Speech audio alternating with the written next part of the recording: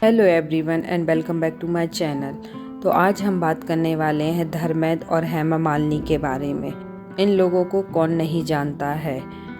ये दोनों बॉलीवुड की सुपरहिट जोड़ी हैं। तो आज हम इनकी लव लाइफ के बारे में बात करते हैं। तो चलिए देर नहीं करते हैं और शुरू करते हैं। धर्मेंद्र और हेमा मालिनी की मुलाकात साल 1970 में हुई थी, जब दोनों फिल्म तुम हसीन में जमान की शूटिंग कर रहे थे। फिल्म में दोनों का लीड रोल था और उसी दौरान दोनों के बीच नज़दीकियां आनी शुरू हो गई थीं। बाद में दोनों एक दूसरे को लेकर सीरियस होने लगे थे। पहले 19 साल, फिर 45 साल की उम्र में अभिनेता धर्मेंद्र ने की शादी। कुछ ऐसी है धर्मेंद्र और हेमा मालिनी की प्रेम कहानी। दुनिया जजमेंटल है। हर कोई हर वक्त हर किसी को जज कर रहा होता है, और तब तो और भी ज़्यादा जब कोई सेलिब्रिटी की हैसियत रखता हो। लेकिन जो अपने दिल की सुनते हों और दिल पर यकीन करते हों, अंत में दुनिया को भी उन पर यकीन करना ही पड़ता है। लेखिका भावना सोमाया ने हेमा मालिनी की जीवनी लिखी है। Hema Malini the authorised biography. इस किताब में हेमा मालिनी के जन्म से लेकर उनके फिल्मी सितारे बनने तक के पूरे सफ़र को बहुत ही सुंदरता से बयान किया है।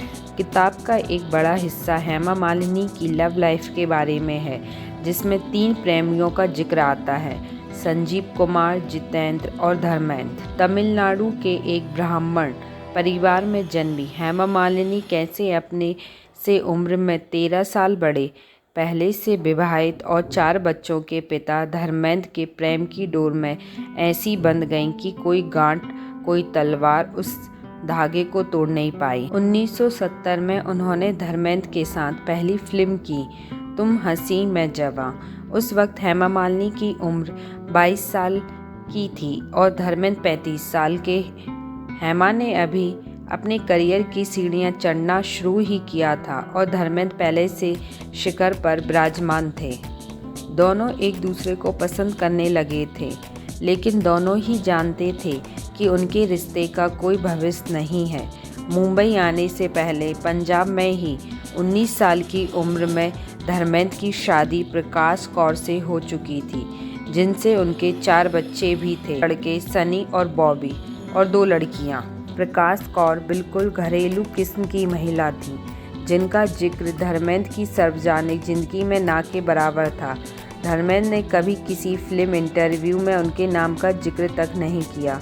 वो कभी अपनी पत्नी के साथ किसी अवार्ड फंक्शन, पार्टी और सार्वजनिक समारोह में नहीं नजर आए।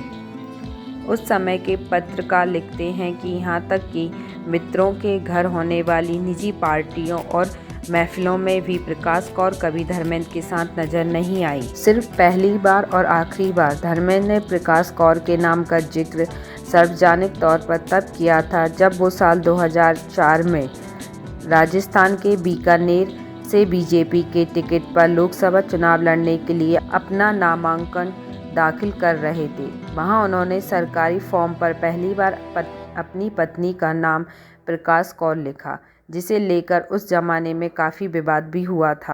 अब हम बात करते हैं धर्मेंद्र और हेमा मालिनी की लव स्टोरी के बारे में। अपने ज़माने के नामी सुपरस्टार संजीव हेमा मालिनी से मन ही मन बहुत प्रेम करते थे, लेकिन अकेले, संकोची और चुप्पे किस्म के संजीव में इतना साहस नहीं था कि वे खुद हेमा से अपने प्रेम का इजहार कर पाते।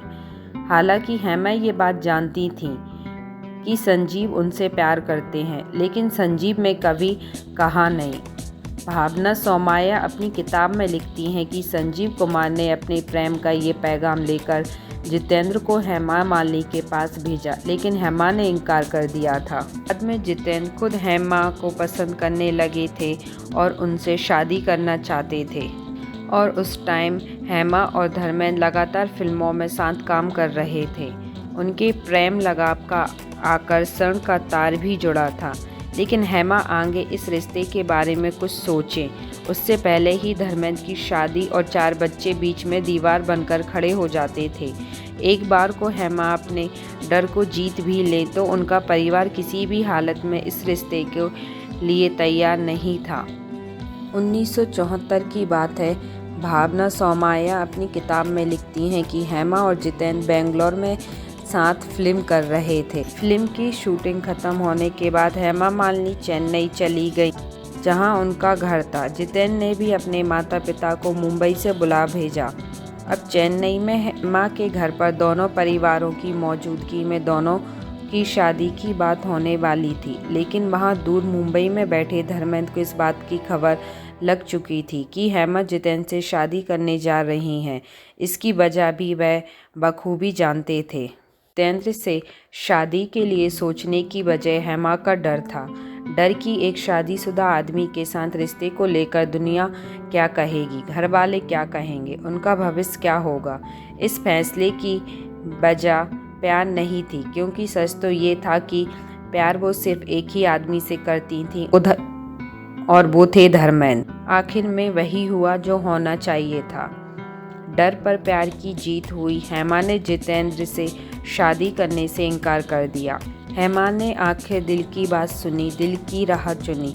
1980 में दोनों ने आखिरकार शादी कर ली। हिंदू मैरिज एक्ट के हिसाब से, चूँकि पहली पत्नी के रहते दूसरा विवाह मुमकिन नहीं था, इसलिए धर्मेंद्र ने धर्म बदलकर इस्लाम कबूल किया और दोनों का विवाह हो गया।